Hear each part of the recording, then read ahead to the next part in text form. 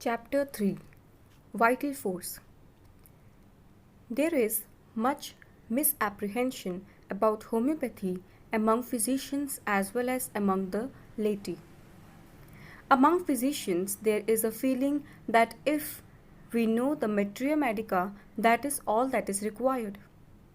The materia medica is indeed important, and its thorough comprehension and study is needed at all times.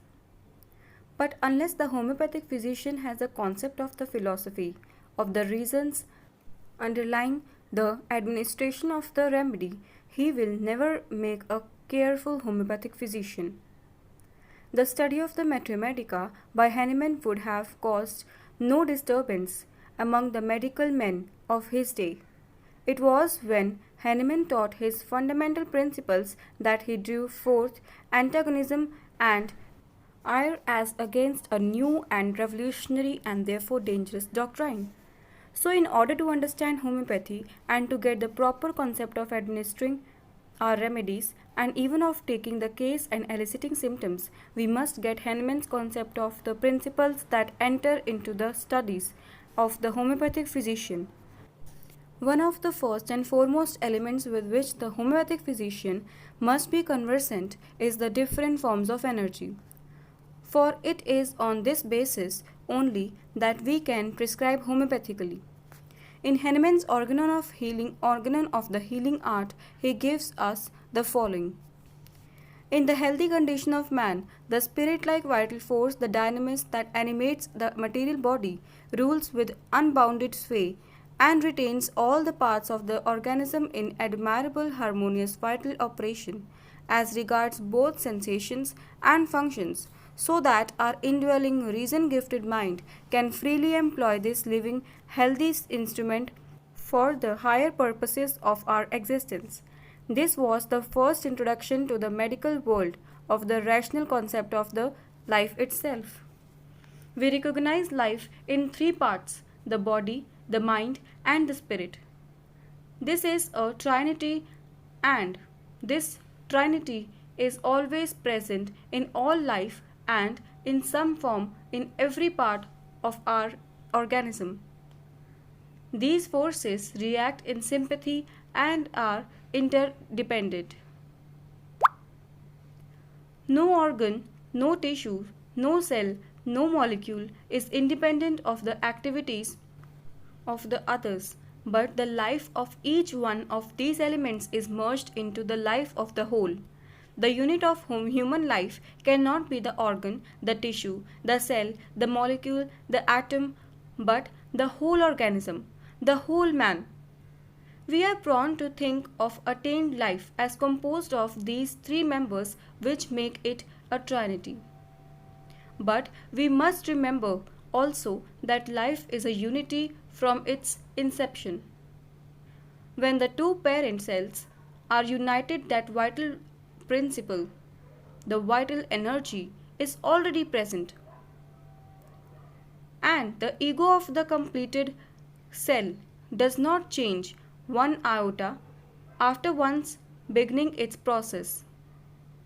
It has in itself and of itself the power to develop the cells, the physical, because of the continual flowing through them of the vital energy which dominates the whole. It has within itself the power to develop muscle, nerve, brain, cells, individual in themselves, gifted with the power for specialized uses in the future.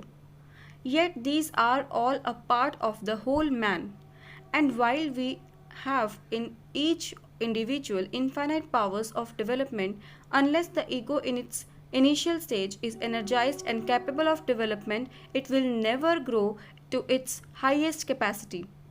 Without this vital energy, the cell or the whole body becomes inanimate and is dead. It is only when the vital energy is present that there is a living organism capable of physical action and of the exercise of mental powers and the ability to take hold on the spiritual forces. No two individuals are alike. The development of the vital energy is one differs from that in another. Each one possesses a special personality and a special psychophysical construction which is determined by the interplay of hereditary tendencies and factors of disease. The growth and development of each individual progresses as it draws upon the physical energy and upon the dynamic energy as it is manifest in the brain and upon the spiritual energy. These different manifestations of energy are essentially different in their workings. The law of growth is the same in one as in another. The mingling of these expressions of energy is the united personality, and when the energy functions properly in all the three manifestations, the whole personality grows harmoniously. For the energy is the powerhouse that supplies the impetus of growth for the whole economy, the whole individual.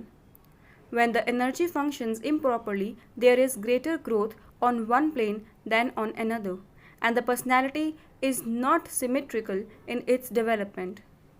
The nature of energy is dynamic, and this dynamism penetrates every particle, every cell, every atom of the human economy. Any disturbance of this vital energy or force results in a disfigured or disturbed development of the whole human economy. Such a disturbance may come from prenatal influences, such as the effects of sudden fright. It may be caused by indulgences on the part of either or both parents at the time of conception. The cause may lie in excessive worry during gestation. It may be due to hereditary stigma of either one or both of the parent cells, which may perhaps be due to hereditary diseases or miasms.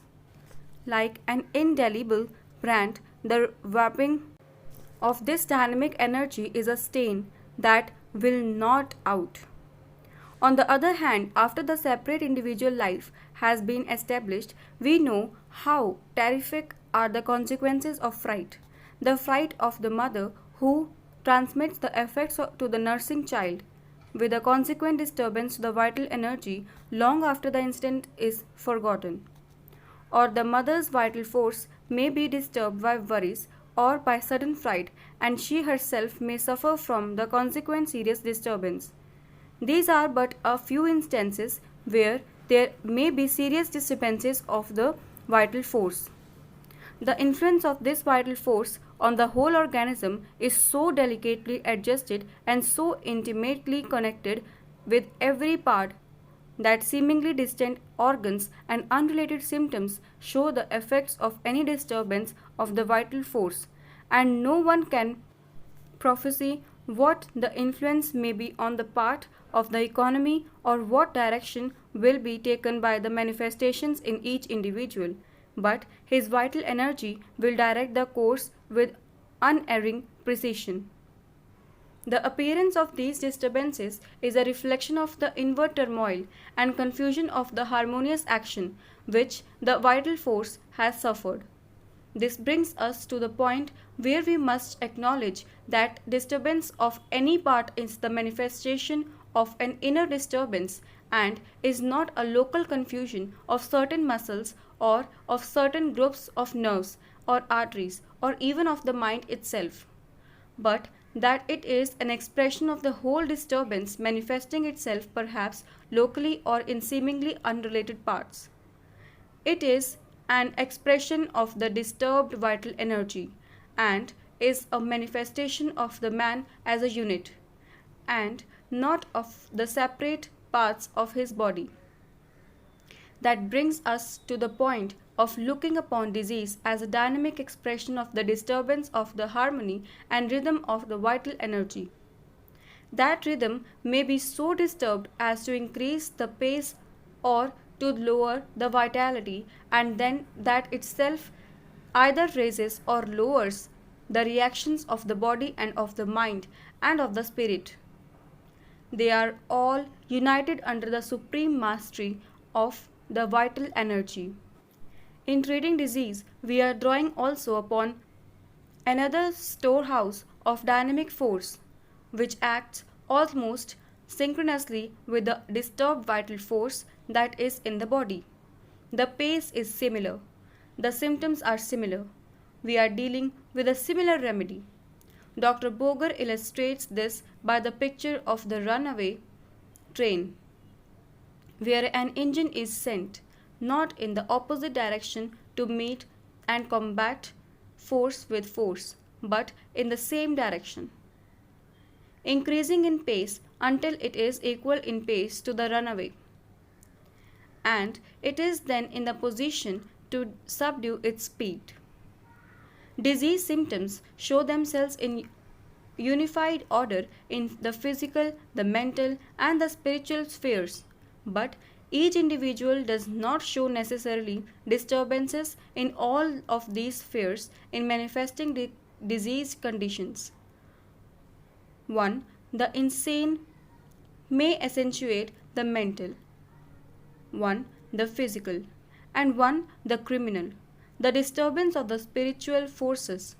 Each is accentuated according to the tendencies of the vital energy and the individual reaction to the dynamic disturbance. Any disturbance of this vital energy immediately shows itself in lack of harmony through the outward manifestations of our beings. In other words, symptoms. When harmonious functioning is disturbed, we get sickness as a result. And it has its base and inception this lack of harmony in the flow of vital energy through the body. This is manifest in disease as it naturally develops because of disturbed vital force, and it develops also in disturbed vital force from the proving of remedies, showing the action of remedies and the very nature of the remedies themselves. This is the reason why the remedies are potentized so that they may reach more surely the vital energy of the individual. Were they not in potential form, they would not reach the vital energy as promptly and directly, and it is a question whether they would not be in a toxic form, which would destroy or subvert the vital energy without showing the proper symptomatology. The best provings that we have showing the finer differentiations and the most pronounced reaction are made from the potencies from the 30th upward, because it is in this form that they more readily meet the vital energy as it pervades the whole organism, and they create reactions that are not capable of being produced in the cruder exhibitions, which are largely toxic. The action of the proven remedy is similar to the action of disease from whatever source. Disease first must be caused by a disturbance of the vital energy, and that in itself sets in motion a train of symptoms exhibiting an exact picture of the way in which the vital energy is disturbed. It is only from these pictures that we can gather an understanding of the inner workings of the sick individual. It is only through the careful observation of the provings of the potencies that we can know the action of any given remedy, to understand where it has made its impress on the vital force. The vital force is resilient, and impressions not only show forth promptly but over a considerable period of time, and in orderly groups of symptoms, even as does natural disease. Organon aphorism 10 in 11. The material organism without the vital force is capable of no sensation, no function, no self-preservation. It derives all sensations and performs all the functions of life solely by means of immaterial being, the vital force which animates the material organism in health and in disease. When a person falls ill, it is only this spiritual, self acting, automatic, vital force, everywhere present in the organism, that is primarily deranged by the dynamic influence upon it of a morbid agent inimical to life. It is only the vital force deranged to such an abnormal state that can furnish the organism with its disagreeable sensations and incline it to the irregular processes which we call disease. For as a power, invisible in itself and only cognizable by its effects on the organism, its morbid derangement only makes itself known by the manifestation of disease in the sensations and functions of those parts of the organism exposed to the senses of the observer and physician, that is, by morbid symptoms, and in no other way can it make itself known. This brings us to a consideration of the unhampered expression of the vital force and its influence in disease and cure. As we have seen, its expression reflects the exact symptoms of the disturbance. One of the earliest methods of dealing with sickness is to give medicines or mechanical treatments which put a stop to the symptoms. However, this is more apt to further upset the vital force by suppressing the individual expression of the disordered vital energy. Anything that disturbs the normal expression of disturbed harmony simply adds to the disturbance that is already in existence and is a confusion force confounded, for it suppresses or distorts the manifestations of the diseased state. This may be done in many ways. It may be done by sprays. It may be done by ointments. It may be done by irritative and narcotic treatment.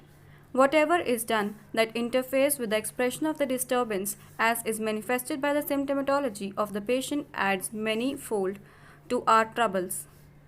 The altered character or entire suppression of discharges, the suppression of eruptions, the palliation of pain by narcotics, the momentary invigoration by tonics, these are among our problems. The injections in gonorrhea, for instance, may suppress the discharge, but the effect is to throw the whole vital energy out of balance more markedly than before, and we get all kinds of manifestations in distant and seemingly unrelated organs as a result. Suppression is the easiest and greatest of the errors that can be practiced by any graduate in medicine. To what did Hahnemann attribute the harmonious functioning of the human organism? What is the unit of human life? What do we mean by the trinity of the individual? Cite some conditions that may cause disturbance of the vital force with consequent disturbed development of the whole economy. What is the outward reflection of the inward turmoil? Why do we look on the disease as a dynamic expression rather than as a local matter? Why do we speak of the dynamic force of remedies? What is sickness? Answer: disturbance of harmonious functions. Why are remedies potentized? What is the effect of suppressive treatment in disease conditions? These are the questions we must solve after listening to this chapter. Thank you for your patience listening. If you want more such audio recordings of H.A Roberts chapters, please do tell me in the comment section, and don't forget to subscribe this channel and must hit the bell icon so that you can get every notification of the new video.